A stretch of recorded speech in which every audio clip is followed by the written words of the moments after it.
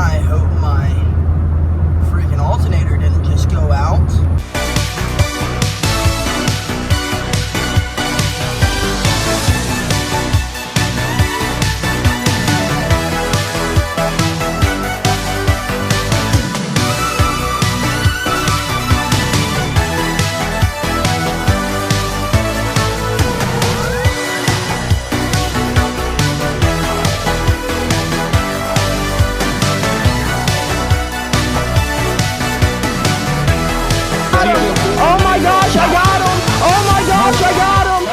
Good morning, folks, and happy Monday. You know, I'm starting to think that, like, we run better off of no sleep than 8 hours of sleep. Goodness, it was a struggle and a half to get up this morning. It could be that it's nasty and rainy out this morning, or it could just be that my body does not run well off of 8-9 hours of sleep. Because I am feeling it this morning. Struggling. Feel so groggy. It's like I have like blinds over my brain. Like my brain is literally like grinding gears to get going this morning. But luckily we did get out of the door after yapping with JB for an hour. So I guess let's go battle this Atlanta traffic, knock out our run, and get better today than we were yesterday, folks. Why is there so much traffic at 10 o'clock on a Monday? Well, we found out what all the traffic was about. What moron runs out of gas on the freaking interstate? Just get off and get gas. This is not that hard, folks. People. Freaking people. How hard is it to look down and see, oh, I got 0 miles until empty. I should probably pull over. Nope. Lets their car die. Slap dab in the middle of the freaking interstate, closing down 2 lanes of traffic.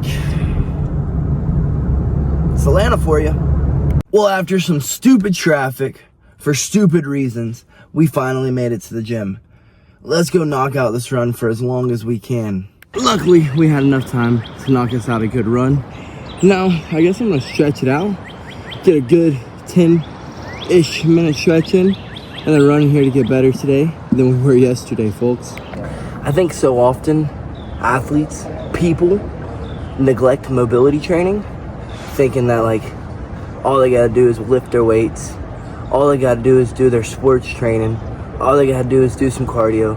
But I'm telling you, you'll lift better, you'll feel better, you'll be able to do your cardio for longer, you will perform better in your sport. I mean, the list goes on what you'll feel from just getting a little stretching. It's not that hard. 10 minutes stretching out the body. 5 minutes if that's all you have. Stretch out the body, get the muscles loose, because a tight muscle is a weak muscle, if y'all didn't know that. But I guess let's finish out the stretch and yogi session, whatever you want to call it, and go get better today than we were yesterday, folks. Look at us, surprising ourselves again. I really didn't think the run would do it today. I thought that we'd be going into practice freaking brain dead, but I'm feeling pretty good now, folks. Got the stretch knocked out, so let's run in here and get better today than we were yesterday. Well, practice went great. And about this weekend, folks, just like I had thought, just like I had assumed after the match, everyone else agreed that there was positions in which, yes, I should have kept. Yes, you should have gotten your double leg right back. Yes, you should have gotten the where I leg spin or knee spin or crotch locked, whatever you want to call it, right back. But the guillotine, it was a minor detail in which I couldn't remember and why I didn't escape. But that is the point of the sport, is growing, learning, and progressing. I mean, I was still a little upset with myself. I'm still a little upset with myself because, like everyone else said in there, they're like, yeah, I would have just pulled guard. Well, I didn't want to pull guard because that was the plan. Even the second match, that was 1,000% the plan. And then I fell right into the trap of, I remember my old coach saying, hey, he's going to pull guard. And then I was like, when have I ever pulled guard? I'm not pulling guard. I'm going to beat your guy standing. That was dumb of me. Stupid of me. I should have pulled guard. Popped the ankle. I mean, he literally had an ankle brace on that side. But from the match, we were able to pick out a few things that we needed to adjust, and we adjusted them. I mean, we fixed them. We drilled and drilled and drilled and drilled and drilled it at the end of practice. I mean, I drilled for an extra 30 minutes after practice on these specifics that I had missed during that. So it is what it is. At least we were able to get better today than we were yesterday and Saturday. We learned a lot. We underestimated our opponent. We lost focus. We missed some technical details in our guillotine escapes. So other than that, it was a pretty good day. I guess everything happens for a reason. Like, what if that was in a fight, or what if that was in a major jiu-jitsu match, you know, and we made those same mistakes? You get what I'm saying? So, you know, for us to have been so tired and groggy and not wanting to get up this morning, not wanting to come to practice, not wanting to do anything but lay in bed, this afternoon was, or this morning, or whatever you want to call it, was quite a success. We definitely got better today than we were yesterday. We got to pick out the things that we did wrong on Saturday, things that we did right. There was things we did right. Of course, as an athlete, as a human, you're always going to look at all the negatives you did wrong. And sometimes you've just got to pick out the positives. It's okay to lose. It's okay to mess up. If you're losing and messing up, that means that there's things that people can fix for you. If you're doing everything right and you're still losing, then there's more serious issues there. So I guess let's head on home, folks. Hope that there's not stupid traffic for stupid reasons, like someone running out of gas. Just pull over, folks. Get some gas. You know what I mean? Y'all seen me plenty of times get in my car. It has 0 miles till empty. So what's the first thing we do? Go straight to a gas station before getting on the interstate. Goodness. It doesn't take a rocket science to figure out what the E means. It don't mean end. Well, the ride home was much, much better than the ride there. We even got enough time to take us a pretty decent nap today. We haven't had a good nap in a pretty long time, folks. So that's what I'm gonna do. I'm gonna take my butt inside and take a freaking nap. Instead of a little reset, we're taking a whole nap. But I don't know how I forgot to tell y'all this, but while we were rolling today, someone gnawed down on my arm. I guess they got hungry while we were rolling. They were hitting a nice little bag take on me. I reversed it and ended up taking their back. As soon as I got to the back, I saw that we had like 15, 20 seconds left, so I snatched on a rear naked. Well, it was across his face. And supposedly he was taking a breath. I don't know who takes a breath and chomps down, but he took a breath and he chomped down on my arm. Like check it, folks. Like, he chomped down on my arm. Goodness. I mean, I thought he drew blood there for a second, but I pulled my arm off and threw the other arm in, got the tap, and then proceeded to give him shit literally the rest of practice. Oh, don't go with him, bro. He might be hungry. He might take your arm off too. I haven't been bit in a practice and I don't know how long. Goodness. But he didn't do it on purpose. Shit happens when you're rolling. It is what it is. But he did definitely take a nice little on my freaking arm, on my wrist today. But let's get inside, take this little nap, folks, and then get back up to go get the kids better today than they were yesterday. Goodness, folks, that was one of those naps that you're sleeping so good that you don't want to get up from. Oh, that was a good nap, a really good nap, an amazing nap. But like I said, I did not want to get my butt up. I was snoozing and dreaming good. I don't know what I was dreaming about, but I was dreaming good, folks. But we are up, so let's go get these kids better today than they were yesterday, folks. Well, we made it, and we took a few sips of our Ghost, so we are alert and awake to teach these kids a little bit about the guard. So I guess last week we worked front heads, and or the last 2 weeks we worked front heads, my apologies. So I guess now let's get into some guard game, folks. Today's class went actually kind of spectacular. All these kids caught on to the Kimura from guard very, very, very well. And then the live goes, these kids look like they've been doing jiu-jitsu their whole life. That made me mighty, mighty happy. And another thing is, we don't have many criers in our class. So when someone falls, they just go, ow. And they stand up, they look at me. I was like, is there a bone sticking out? Nope. Okay, touch hands and keep going. Like, okay. So, goodness. And then I start talking to some of them about tournaments, and their eyes just lit up, absolutely lit up. So you got a pretty good group of kids here. Ones that may be able to take jiu-jitsu pretty far, as long as they, of course, continue coming, continue staying focused, continue staying interested, because, I mean, they are kids. Kids lose interest pretty quick. But it seems like these kids are pretty excited about jiu-jitsu. Seems like it's something that they're really enjoying. So it makes me feel pretty good to be able to bring something to the community that is, I don't know, something that I love and that I'm passionate about. And like, we're able to show these kids our passion and hopefully pass it on to one of them. And which, like I said, it definitely seems as if we are doing that.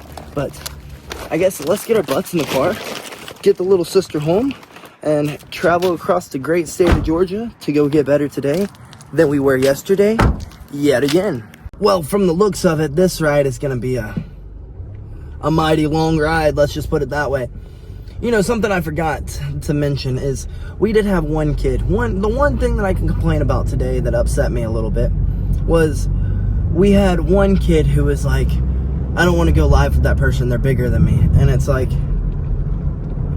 bro, you're a boy. It's okay. She's a girl. She's going to protect you. I promised you, dude. I promise you. And he's like, yeah, but I can't beat her, so why would I go with her? And I'm like, that's not the point of practice. The point of practice is getting better. So why don't you challenge yourself a little bit and get in there? And he's like, but I don't want to. And I'm like, so you just want to be a bully? I was like, you think about it. The TV shows, what are the bullies? Usually, are they usually bigger or smaller than everyone? He's like, bigger. I was like, okay then. I was like, so you just want to be a bully? You just want to go and with people who you know you can beat? You know who are you can out muscle, you can out athletic? He's like, I was like, that's not cool. You don't want to be a bully, do you? He's like, no, I don't. I'm like, okay then. So let's put on our big boy pants and let's go with the big girl. I was like, she started,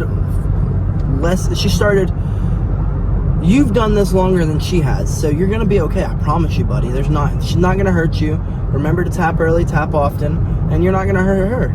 I was like, you may have to work a little bit harder against her than you do other participants, but that's no big deal. You can do it. And he's like, yeah, I guess you got a point. And I was like, see? And then he ended up going with her, and just like I told him, he was gonna have to work a little bit harder, but she didn't hurt him.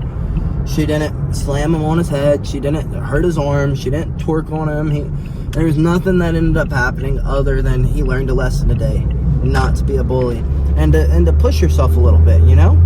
So I guess let's lock in and enjoy this ride, folks. Well, this is nice. I hope my freaking alternator didn't just go out. Well, before breaking down on the side of the road or not being able to start my car again after practice, I figured we'd flip it around while we still got some daylight, go get an alternator and put it in the choker. Dang it. The day was going so smooth. So freaking smooth. Now we got a bad alternator, so let's go get an alternator, folks. At least that's what I'd assume it is. That's all I can imagine.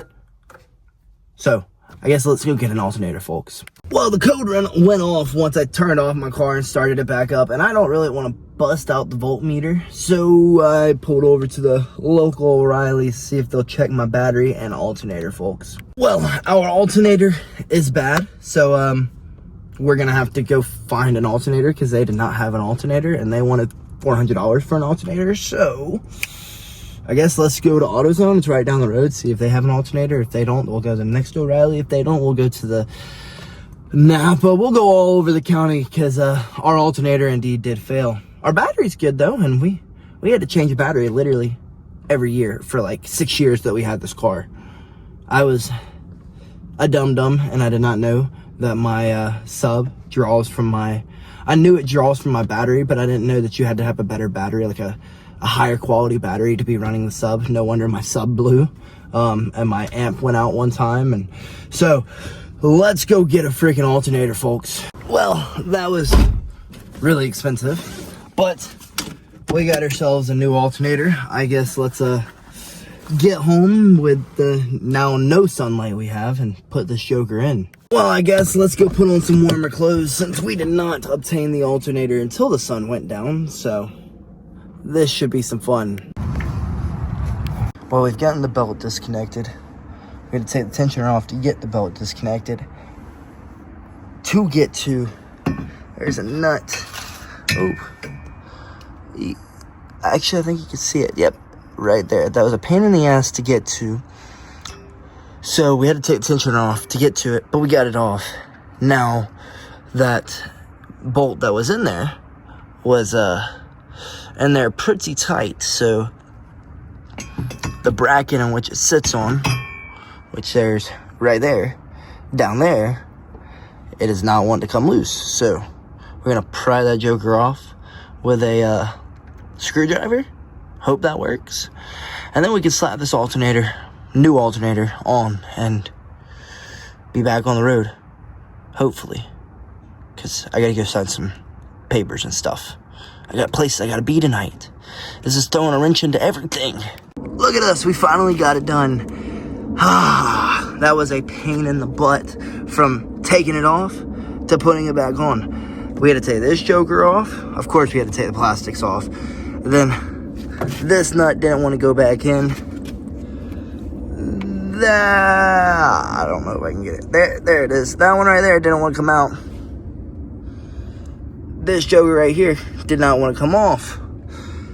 So we ended up having to take the tensioner off. The pulley's actually pretty simple to get back on. It's just lifting the tensioner up and dropping it back in. But goodness. And then when we first started, I asked my grandfather, hey, did you disconnect the battery? Yeah, of course I disconnected the battery. Well, as we were putting the new alternator back on, I kept seeing sparking. I'm like, you sure you disconnected the battery? Yeah, I disconnected the battery in the very beginning. If it not, it would have sparked earlier. I was like, are you positive you disconnected the battery? He's like, yes, I disconnected the battery. He pulls up a cable and I'm like, you disconnected my sub. You didn't disconnect the freaking battery. What are you trying to do, kill us? He said, that ain't gonna hurt you. It's just gonna, it'll bite you a little bit, but it ain't gonna hurt you.